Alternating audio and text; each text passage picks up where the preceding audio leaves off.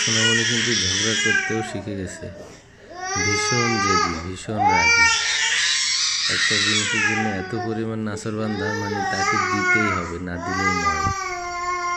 শেষ পর্যন্ত যে কোনো কিছু অনায়াসে জয় করে নেয় এবং ওরাও বুঝে ও যে ছোট, এই কারণে অনেক সিম্পেথি পায়। পিচ্চিটা যদি ওর বড়দেরকে ব্যথা দেয়, প্রয়োজন ওরা কান্নাকাটি করবে, কিন্তু ওকে উল্টো রিয়্যাক্ট করবে না, ব্যথা দিবে না, কারণ ওরা ভালো করে বুঝে এটা যে ছোট। এটাই সবচাইতে বেশি ভালো লাগে। অবশেষে দিয়ে দিল, হ্যাঁ, আবার ওর কাছ থেকে কেড়ে নিবে। মানে ওর জেদ দেখে ওরাও খুব এনজয় করে, খুব মজা পায়। কিন্তু পিচ্চি তো আর বুঝে না যে পিচ্চি নিয়েই ছাড়বে।